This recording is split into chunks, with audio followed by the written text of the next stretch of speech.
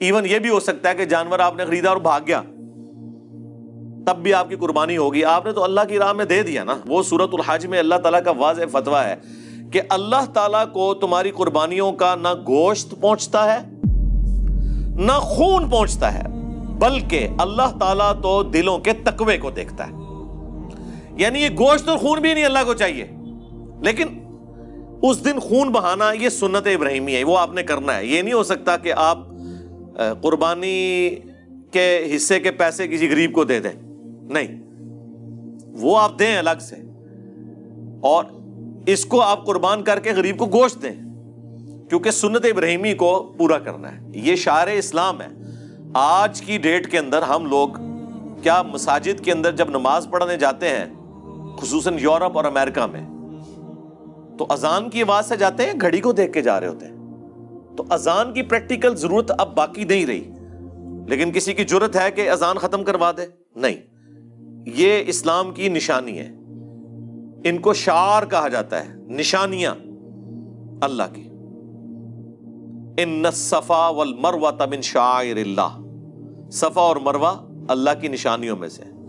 بلکہ سورۃ الحج میں تو اللہ تعالیٰ نے قربانی کے جانوروں کو بھی کہا کہ یہ بھی اللہ تعالیٰ کی نشانی ہے، جو ہدی کے جانور لے کے جاتے تھے حج کے موقع کے اوپر۔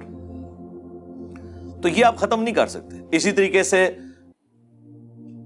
صحیح بخاری میں آتا ہے کہ رمل سٹارٹ اس طرح ہوا تھا، یعنی احرام کی حالت میں جو طواف کعبہ کیا جاتا ہے عمرے یا حج کے لیے، عام طواف نہیں جو احرام کی حالت میں ہوتا ہے، اس میں پہلے 3 چکر میں آپ نے چادر کو اپنے دائیں کندھے کے نیچے سے گزار کے یوں کرنا ہے، اس کو ننگا رکھنا ہے مرد کے لیے، اور تھوڑا سا اکڑ کر چلنا ہے اور چھوٹے چھوٹے قدموں کے ساتھ تیز چلنا ہے پہلے 3 چکر کے اندر۔ اسے رمل کہا جاتا ہے۔ تو اس کی حکمت بیان ہوئی ہے صحیح بخاری کے اندر کہ مشرکین عرب میں مشہور تھا کہ مدینہ جو ہے یہ بیماریوں کی سرزمین ہے، تو مسلمان بیمار اور لاغر ہو چکے ہوں گے، تو نبی الاسلام نے پھر صحابہ کو حکم دیا کہ تم نے یوں کرنا ہے تاکہ تمہارا صحت مند ہونا شو ہو۔ اس زمانے میں تو اس کی حکمت تھی، لیکن وہ آج تک سنت جاری ہے، اس کو آپ بدل نہیں سکتے کہ جی آج تو ایسی کوئی ضرورت نہیں ہے، نہیں، وہ سنت کے طور پر جب طریقے کے طور پر کوئی چیز جاری ہو جائے تو وہ پھر شعار اسلام بن جاتی ہے۔ اس طرح قربانی جو ہے یہ سنت ابراہیمی ہے، اگرچہ قرآن خود کہہ رہا ہے کہ اللہ کو خون اور گوشت نہیں پہنچتا، تمہارے دلوں کا تقویٰ پہنچتا ہے۔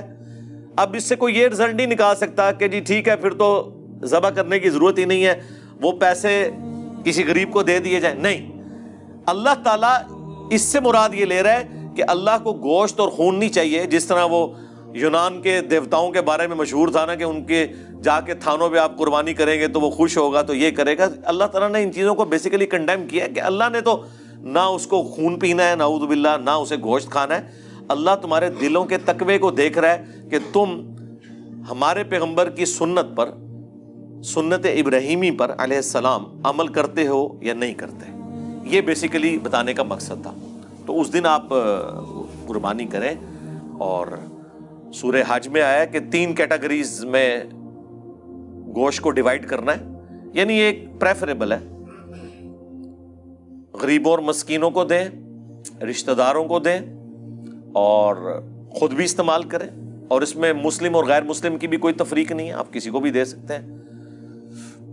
اس دن جو لوگ مانگنے آتے ہیں سب کو کچھ نہ کچھ دے کر بھیجا کریں۔ انہوں نے کون سا روزانہ آنا ہوتا ہے، سال کے بعد آتے ہیں، تو آپ قربانی کریں۔ یہ نہیں ہے کہ اچھا گوشت تھوڑا سا سائڈ پہ کر کے اپنے لیے کر دیا اور باقی گوشت جی میں نے اپنا زیادہ گوشت اللہ کی راہ میں دیا ہے، وہ زیادہ دیا آپ نے ناقص والا، ہاں جی، جس کا بہترین قیمہ نکلنا تھا وہ تو آپ نے سائڈ پہ کر لیا،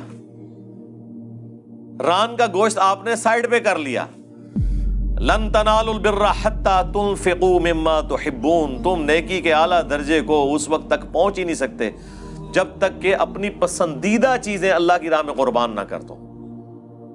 پسندیدہ چیز خوبصورت جانور ہو، لیکن اس میں ریاکاری نہ ہو کہ جی یہ امریکن بیل ہے جی 30 لاکھ کا ہے، اس میں چپ بھی فٹ ہے، ہاں 3 لاکھ بھی گئے، قربانی بھی گئی، ہاں ریاکاری ہوگی نا۔ مسند احمد میں واضح حدیث ہے، جس نے دکھلاوے کے لیے نماز پڑھی اس نے شرک کیا، حالانکہ نماز تو اللہ کی پڑھ رہا ہے، لیکن ساتھ نیت ہے کسی اور کو خوش کرنے کی. جس نے دکھلاوے کے لیے روزہ رکھا اس نے شرک کیا, جس نے دکھلاوے کے لیے صدقہ کیا اس نے شرک کیا. یہ صدقہ ہے نا اللہ کی راہ میں, پنجابی والا صدقہ نہیں. کوئی بھی نیکی کا کام اسے صدقہ کہا جاتا ہے. تو یہ قربانی صدقہ ہے نا, یہ شرک ہو جائے گی اگر کسی کو دکھلاوے کے لیے کی. تو اللہ سے ڈرے, اگر اللہ کے لیے قربانی کر رہے ہیں تو پھر اس قسم کی پھر ویڈیوز بنوانا جان بوجھ کے اور اکڑنا اس کے اوپر, میڈیا کے لوگوں کو بلانا. ویسے جو عام طور پہ لوگ وی لاگز بنا رہے ہیں اپنی روٹین کے لیے کہ ہم نے یہ جانور لیا, عموماً اپنے معاملات لے کے چل رہے ہوتے ہیں, اس کے اوپر کوئی فتویٰ نہیں ہے. فتویٰ ان کے اوپر ہے جو لوگ اس کی زیادہ قیمتیں بتا رہے ہیں اور روب ڈالنے کی کوشش کر رہے ہیں کہ ہم نے بڑا مہنگا جانور لیا. اگر آپ نے قربانی کے لیے جانور لیا ہے تو آپ اس میں کہیں کسی کو یہ نہ بتائیں کہ جی میں نے اتنے لاکھ کا اتنے کروڑ کا خریدا. یہ بتانے کی کیا ضرورت ہے؟ ہاں ٹھیک ہے, آپ جانور کے اوپر وی لاگ بنا رہے ہیں, ٹھیک ہے, وہ بناتے رہے. تو یہ انسان خود اپنے اوپر ذرا غور و تفکر کرے نا تو اسے آئیڈیا ہو جائے گا کہ یہ عمل وہ کس لیے کر رہا ہے. تو پیسے بھی ضائع, قربانی بھی ضائع, تو فائدہ کیا؟ اور صرف ضائع ہونے پر نہیں ہے, اس کے اوپر وبال بھی ہوگا.